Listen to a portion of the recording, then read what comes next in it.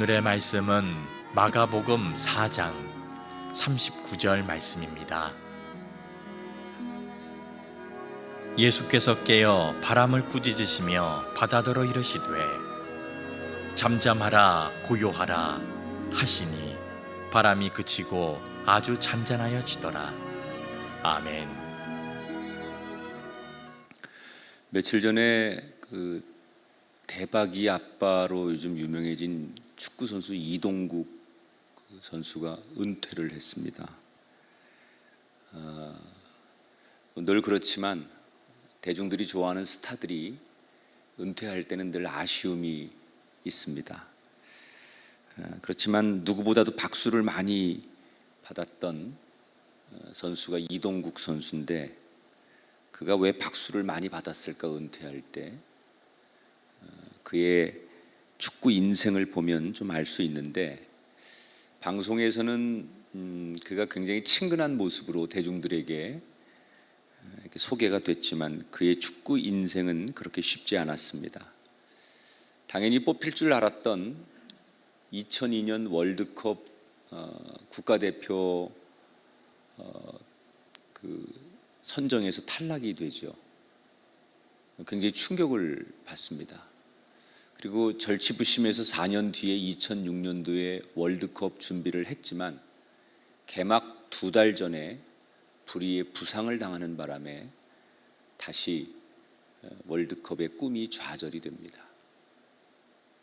그러나 그는 그 모든 좌절을 뒤로하고 오뚜기처럼 다시 일어나서 은퇴할 때까지 정상의 자리를 지키면서 최선을 다했습니다.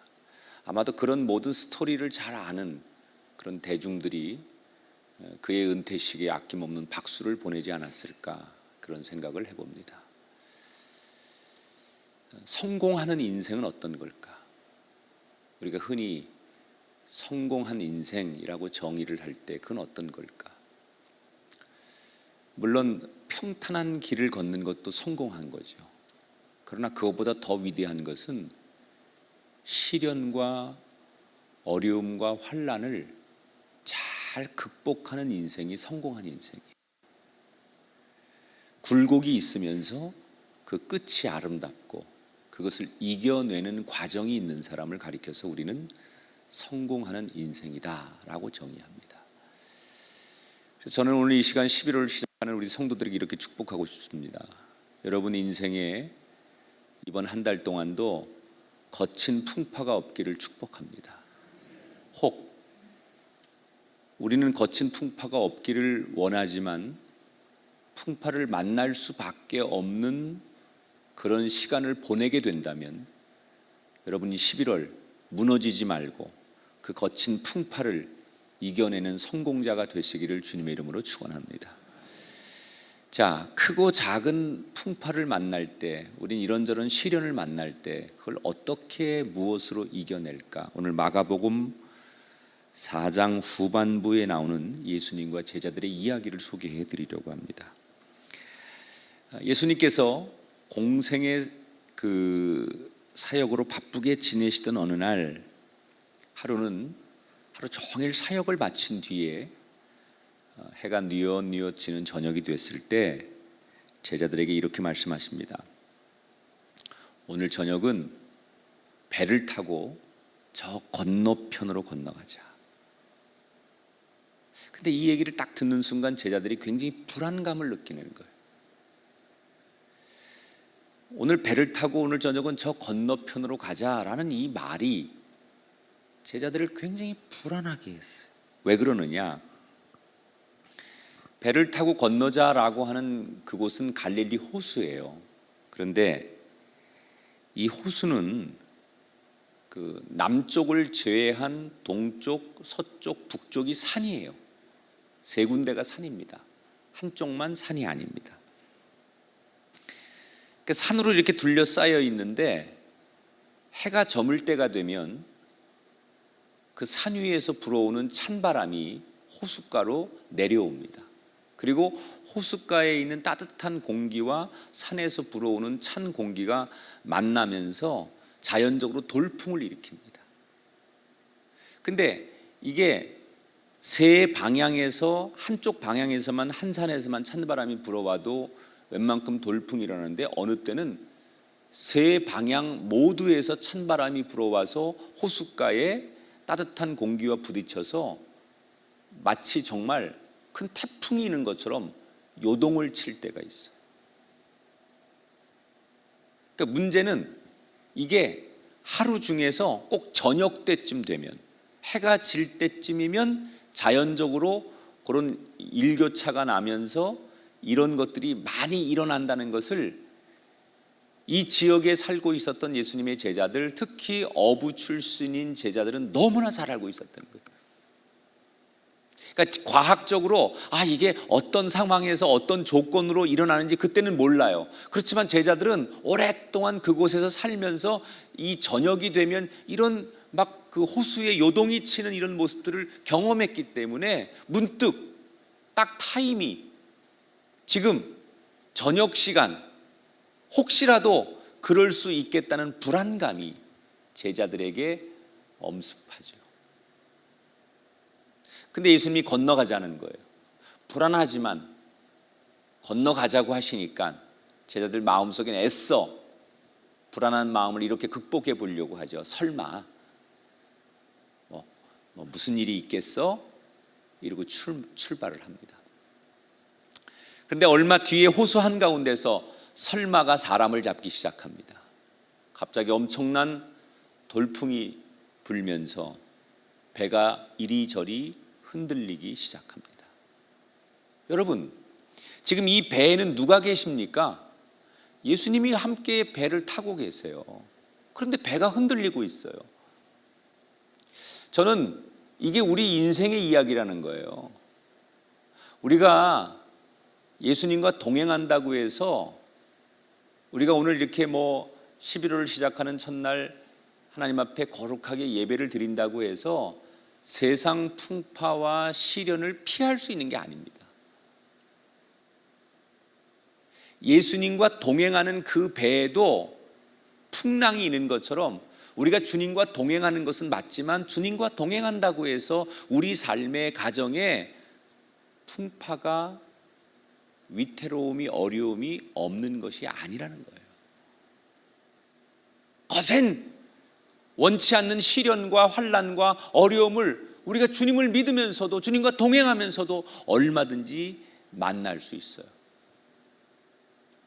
우리에게 항상 주님과 동행하니까 어려움이 없을 것이다 라고 생각하지 말고, 오늘 성경에 등장하는 대로 예수님이 승선한 그 배에도 돌풍이 일어서 함께 어려움을 당한 것처럼 우리에게 늘 그럴 수 있다. 그러면 그럴 때 무엇을 해야 되느냐? 자, 다시 이야기로 돌아가면 걷잡을 수 없는 바람이 불게 되자 특히 어부 출신의 이 제자들이 이 배의 균형을 잡아보려고 나름대로 자기들의 지혜와 경험, 방법을 다 동원해서 노력하는데 잘 안 됩니다. 한계가 있는 거예요. 그렇다고 지금 다시 되돌아갈 수도 없습니다. 지금 이때 우왕좌왕하고 무엇을 어떻게 해야 될지 한계를 느끼는 제자들이 여기서 무언가 한 가지 중요한 결정을 합니다. 자, 마가복음 4장 38절입니다. 예수께서는 주무시더니 제자들이 깨우며 이르되 선생님이여 우리가 죽게 된 것을 돌보지 아니하시나이까. 배 뒤쪽에서 주무시고 계신 예수님을 급하게 깨웁니다. 선생님, 지금 우리가 죽게 됐습니다. 약간은 원망과 다급함을 동시에 가지고 예수님을 깨우는 거예요. 우리가 지금 이렇게 죽게 되었는데 선생님 한가롭게 지금 잠이 오십니까? 제발 좀 어떻게 해 주십시오. 그리고 예수님께 간청을 합니다. 여러분, 사실 상식적으로는 항해 전문가인 어부 출신의 제자들이 배에 대해서는 전혀 아무것도 모르는 예수님에게 뭔가를 도움을 요청한다는 게 조금 넌센스예요. 상식적으로는. 근데 이걸 단순히 전문성, 비전문성의 그런 개념으로 볼 게 아니라 이 제자들에게는 어떤 그 상식을 넘어 믿음의 고백이겠죠. 예수님, 우리 힘으로는 감당할 수가 없습니다. 우리가 뭘 해봤지만 도무지 우리로서는 할 수 있는 일이 없습니다. 제발 어떻게 해야 될지 예수님 지혜를 주시고 우리를 도와주십시오 라는 고백이겠죠. 자, 여러분, 여기서 우리는 이 제자들이 그 호수 한가운데서 막 사투를 벌이다가 처음부터 예수님을 깨운 게 아니라 중간에 하다가 문득 예수님을 그들이 생각하고 예수님께로 갔다 그랬어요. 어떻게 그렇게 할 수 있었을까? 그들의 마음속에는 자기들이 지금까지 경험한 예수님, 병자를 고치고 귀신을 쫓아내고 그리고 구원자 되신 예수님과 함께 동행하면서 자기들이 보고 배우고 느낀 건 뭐였느냐? 예수님은 정말로 온 세상을 주관하시는 주인이시다. 이걸 믿었기 때문에 다급한 순간에도 자기들의 한계를 느낄 때도 예수님을 떠올릴 수 있었다는 거예요. 자, 이렇게 예수님께 간청을 했더니 예수님께서 어떻게 하시느냐? 39절에 예수께서 깨어 바람을 꾸짖으시며 바다더러 이르시되 잠잠하라 고요하라 하시니 바람이 그치고 아주 잔잔하여지더라. 여러분, 예수님의 이 한마디면 됩니다. 잠잠하라.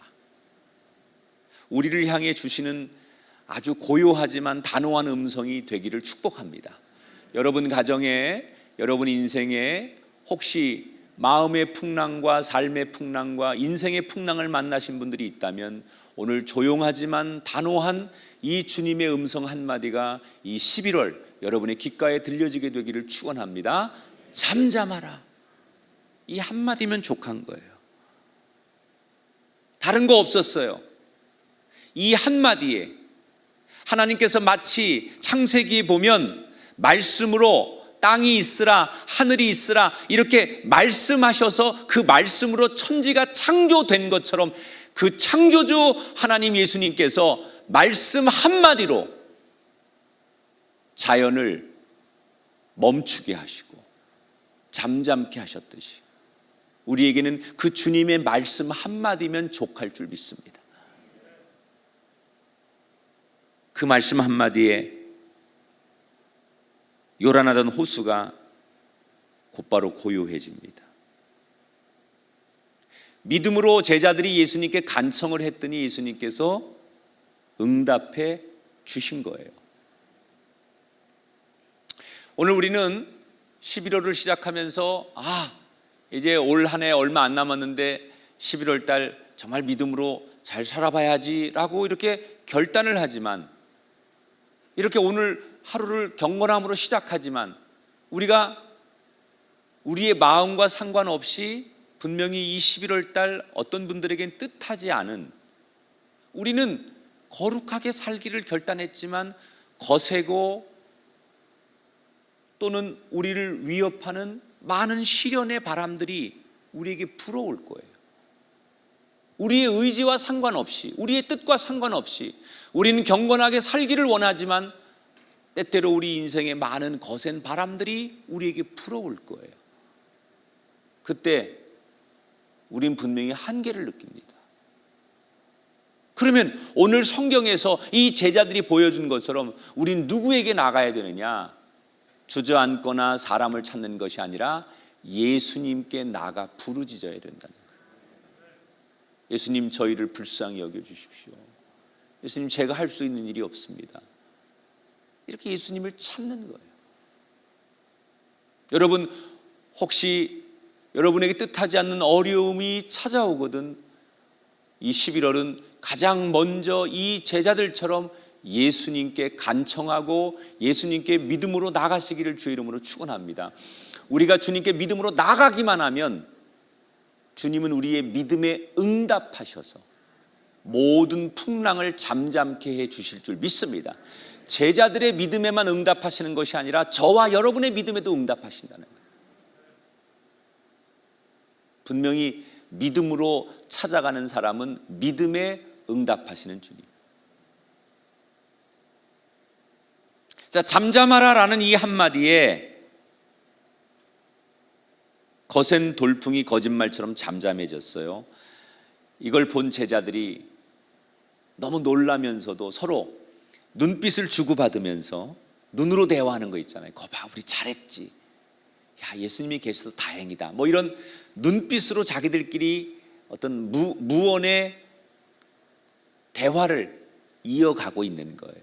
그런데 제자들이 자기들이 정말 잘했다고 생각하고 자화자찬하고 있는 바로 그 순간에 예수님께서 40절에 보면 이에 제자들에게 이르시되 어찌하여 이렇게 무서워하느냐 너희가 어찌 믿음이 없느냐. 풍랑하고 싸우다가 예수님을 깨운 이 모든 일련의 행위에 대해서 예수님께서 너희들 참 잘했다, 수고했다 이렇게 말할 줄 알았는데 그런 말 대신에 예수님께서 뭐라고 호통을 치세요? 어찌 너희들은 그렇게 믿음이 없느냐? 라고 호통을 치셨어요.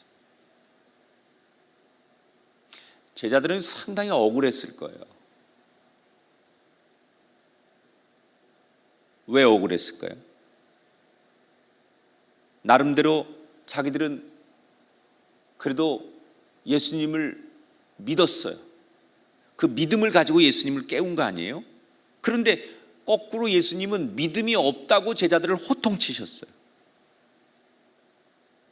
아니, 조금 전에는 믿음에 응답했다고 하시지 않았느냐.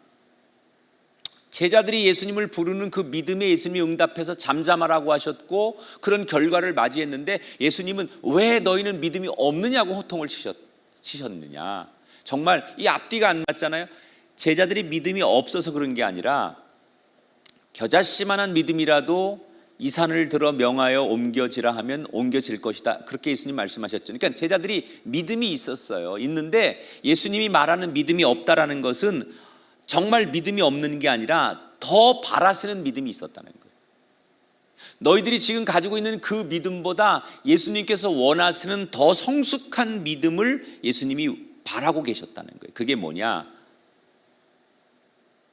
적어도 예수님이 바라는 믿음은 주님과 함께하면 항상 안전하다. 이 믿음을 갖기를 원하셨던 거예요. 그러니까 무슨 일이 있을 때만 예수님을 찾는 게 아니라 나의 일상의 삶에 내가 주님과 함께하면 늘 안전할 수 있다. 그러니까 믿음의 분량이 그냥 급하면 하다 안 되면 예수님을 찾는 정도의 믿음이 아니라 일상에서 나와 동행하는 주님이 계시니 불안하지 말고 염려하지 말고 그 주님을 일상에서 느끼는, 그래서 그 풍랑 속에서도 담대할 수 있는 그런 믿음을 제자들이 갖기를 예수님은 원하셨다는 거예요. 여러분, 저는 이 오늘 아침에 마가복음 4장의 말씀이 전례 없는 어려움을 만나고 있는 우리들, 코로나19라고 하는 상상할 수 없는 시련을 지나고 있는 우리들에게 경제도 휘청거리고 사회도 휘청거리고 신앙도 휘청거려서 제대로 서 있을 수 없는 우리들에게 주시는 말씀이라고 생각해요. 너무 어려우니까 예수님 도와주세요라고 부르짖는 거 맞습니다. 그러나 예수님께서 오늘 우리에게 안타깝게 이렇게 말씀하십니다. 부르짖는 것만 하지 말고 항상 나를 기억하며 삶의 현장에서 담대해라.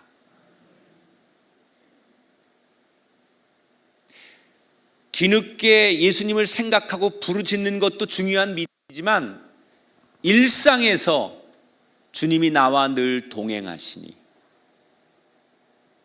풍랑 속에서도 담대할 수 있는 것.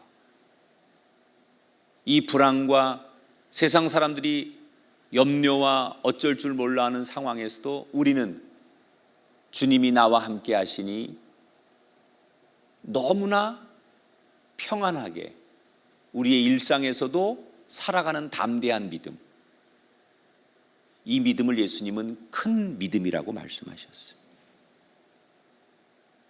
우리는 내일을 잘 몰라요. 하지만 우리를 지키시는 예수님을 기억한다면 어떤 시련에도 굴하지 않게 될 줄 믿습니다. 이제부터 시작되는 11월이 그렇게 주님이 우리의 일상에서 함께하니 그 주님을 기억하면 두려울 것이 없는 더 큰 믿음의 11월이 되시기를 주의 이름으로 축원합니다. 시련을 피하면 좋겠지만 피할 수 없다면 굴하지 말고 이기는 게 중요합니다. 어떻게 하면 이길 수 있을까? 이제라도 예수님께 나와서 간절히 부르짖으십시오. 그러나 할 수만 있다면 뒤늦게 찾지 말고 항상 내가 만나는 풍랑 한복판에도 주님이 계시다라고 생각하고 어려움 속에서도 주님을 기억하며 일상을 살아가는 멋진 여러분이 되시기를 축복합니다. 제가 마지막으로 요한복음 16장 33절 예수님이 주신 말씀을 읽어드리며 오늘 설교를 마치겠습니다. 세상에서는 너희가 환난을 당하나 담대하라. 내가 세상을 이기러 왔노라. 세상을 이기신 예수님과 함께 무슨 일을 만나든지 승리하는 저와 여러분이 되기를 주의 이름으로 축원합니다.